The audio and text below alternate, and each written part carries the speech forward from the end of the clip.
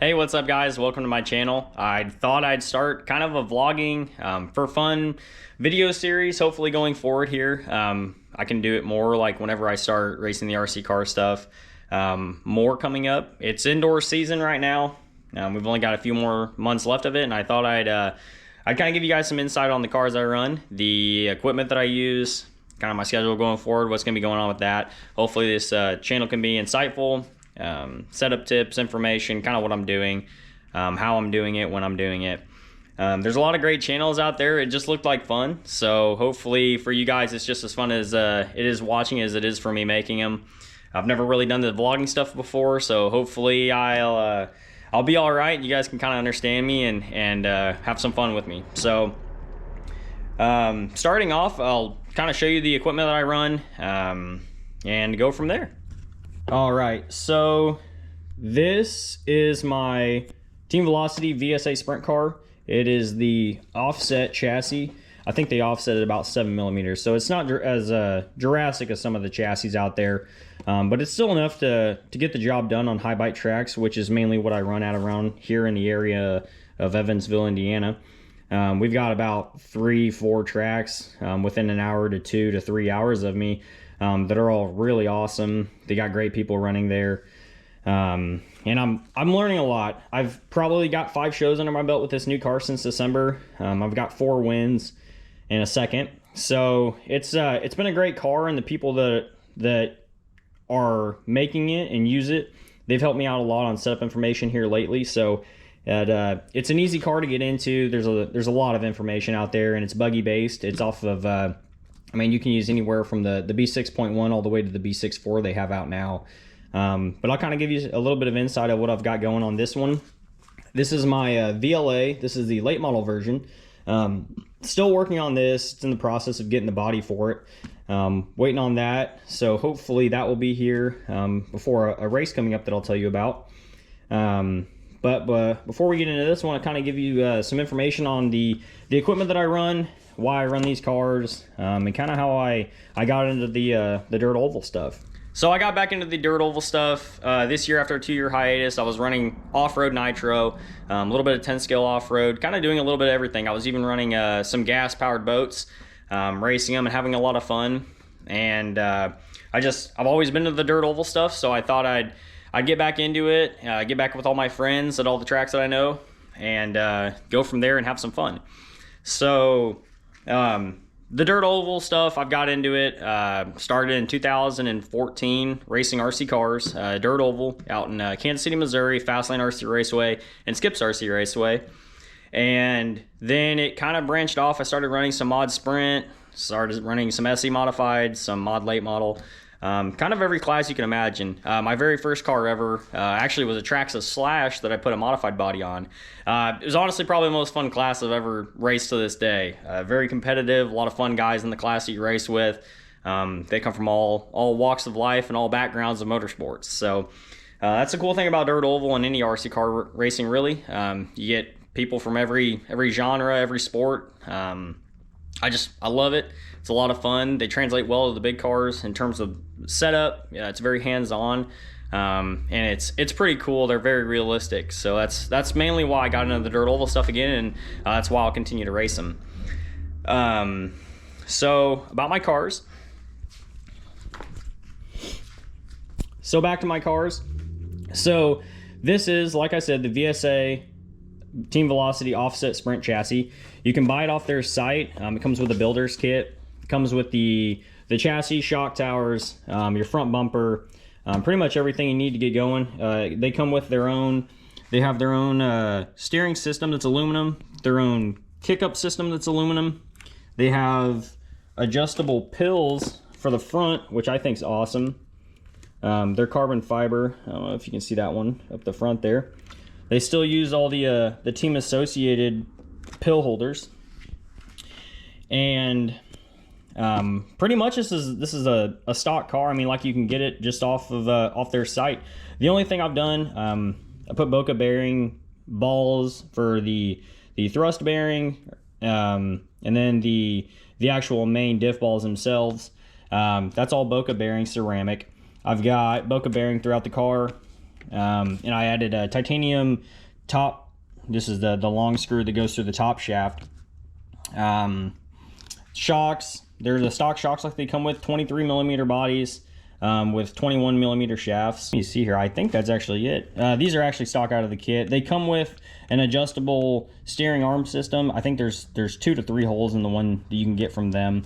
I've opted to use just the stock one. They also they've got a high traction version that's +1 in. All the high traction tracks I've run at around here, I've never had to use it because the car's got plenty of steering and it's not really twitchy on me. So I've kind of gone with that. Really, it's pretty simple. I know the rear end on this, they have a like stock in the kit, comes with 67 millimeter the actual axles, or the CVA bones themselves. The axles come out of, I think this is the B61 or B62 kit. I've got the wide rear hinge pin holders on here, like the C&D block. So whenever you go to the wide block on this, you have to either get the 69 millimeter axles or the bones, and then the longer axles. But there is an option on the older style, so they can run on this axle. They have a 65 millimeter slot and a 67 millimeter slot. If you put the 67 millimeter bone in the 65 millimeter slot, it actually moves the axle over 2 millimeters, which is equivalent to the 69. So I'm running that with the older style hubs back here. There's just more adjustability. Kind of what I like. I've tried them both, and I've really liked it, and I've opted with these guys. I've got the waterfall on it for the high traction tracks. Whenever you take the waterfall brace off, I've found that, man, it creates so much rear bite. It just wants to wheelie all the time. There's a couple different things you can do to kind of solve that, but that's one of the things I've put on this. They also have a second hole back here for the shorter waterfall brace whenever you use the layback transmission. So about my electronics, I run all Phantom electronics minus the servo. I've got the Phantom 6400 milliamp. It is the Pro series, so it's got 130C discharge rate, 7.6 volts. You can high voltage charge it, but a lot of the tracks around here, they only say you're able to charge to 8.44, which is standard for most everywhere you go. This is the 1.0. This is the older style ESC. They had come out with a new one. I've actually got that in the late model that I'll show you here in a second. So I run the 1.0 ESC in the Sprint car. Hopefully I'll get the 2.0 here in a little bit. And then the motor, you can see this car does not have a motor in it. So I'm actually getting ready for a race coming up here March 3rd and 4th. I'll tell you about that in a second. I'm going to be running the 13.5 class with the new Helix 13.5 RS Works Edition. It's just, you can get that off their site, Phantom Racing. It's an awesome new motor. My first race back with this Sprint car, I had one of their motors in it, and their new ones, and I ended up winning that 13.5 race at Highside here in Evansville. So they're great motors, great equipment, and they're very reliable. That's why I choose to run them, and that's why I've been running them for about 6 years now. This is a MKS servo. I've been running this for a few months now, and I really like them. They seem to be reliable. They hold center well, and as much as dirt oval can be rough sometimes, yeah, I still haven't had any issues with them. So that is my Sprint car that I've got. We'll go over to the late model now. If you guys have any questions, feel free to comment, and I'll try to answer as best I can. I'll go over setup information in another video with these cars, hopefully kind of give you guys some more insight when it comes to different tracks, especially the tracks like we run at. 90% of the tracks I run at in the winter, they are high bite, wet clay. Even the drier clay tracks, they just have so much traction, and I've really learned kind of how to set this car up to where it likes that. And yeah, it's very competitive. It's easy to drive. That's why I chose the conversion car, mainly because I came from a team associated background. All the cars I've ever ran really have been team associated. Parts are widely available, and there's a lot of different options you can run with it. So this is my late model that you guys are seeing here. This is the VLA Team Velocity late model. Same guys that make the sprint car, same great quality, same great car. You can either run this as a Midwest mod or a late model, and I've opted to go with the late model class. There's a bigger presence here in the Indiana area. This car it's got the same electronics in it, minus it's got the new 2.0 Phantom ESC in it. I actually really like this ESC. I've played with the Bluetooth on it. The older ESC actually doesn't have the Bluetooth, so it's just cool. The adjustments are easy. It seems to work awesome. It tuned well. Like whenever I calibrated it, it calibrated in no time. It also has a optional switch you can plug in there, and you can run it anywhere on the car to make it easier to turn on and off.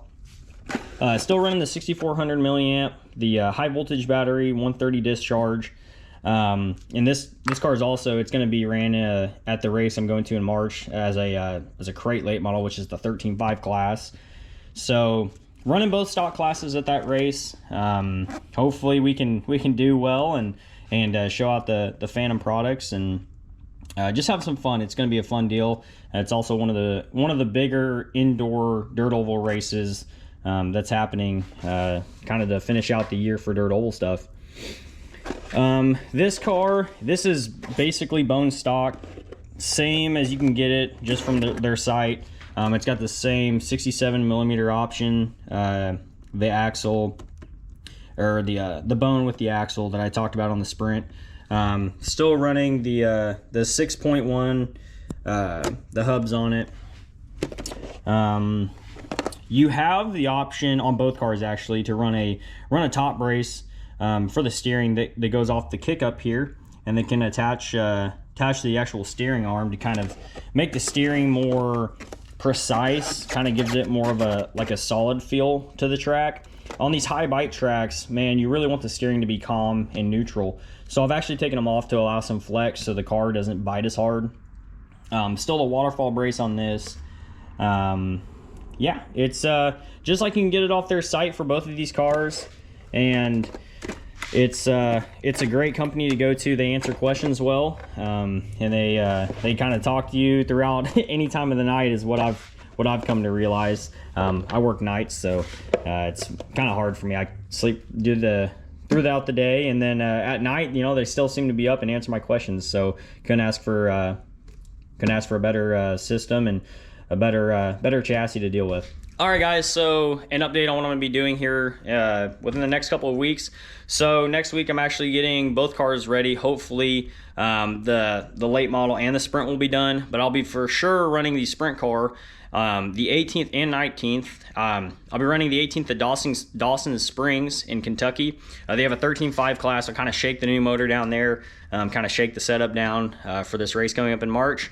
And then the 19th is going to be at Highside Hobbies. I'm going to shake it down there again. Hopefully we can do halfway decent. I'm also going to take the late model there, practice with it a little bit, kind of get a general setup on it. And then the race I've been talking about, March 3rd and 4th, is the Central Mississippi RC Battleground race. It's one of the bigger dirt oval races of the year indoors, a very high bite track. It's a little bit smaller than the RC Chili Bowl, I believe. But it's still going to have the track-wise, still going to have the same great guys that are going to race there. So we're going to run the 13.5 classes, hopefully do halfway decent. I was going to run mod, but I kind of got nervous. I've never won a big 13.5 race before. I kind of wanted to check that off on my list before I just hop into mod. Mod locally around here is extremely competitive, and I know a lot of the same guys are going to be going there, and I figured if I'm going to go up there, I want to have some fun and not just get whomped into next year. So just going to be a good learning experience. Never been up there, never raced with a lot of those guys before, so should be a good experience. I believe they're going to have practice on that Friday the 3rd with a seating round, and then your qualifiers and mains are going to be on that Saturday. So got my tires coming in from Raw Speed RC. That's one of the partners that I'm with, and they have helped me out a lot. Tires are great, and I've actually had really good success on them on these Team Velocity cars. Phantom Motor should be here within the next week or so, and then I'll be able to really put the cars to the test and kind of see what they're about. But yeah, if you guys have any comments, questions, concerns, let me know, and I'll try to help you out as best I can, especially with the cars, the electronics, setup information. I've learned a lot, so hopefully I can help you guys out too, and we'll all have some fun and enjoy the hobby. So I will see you guys later. Peace out.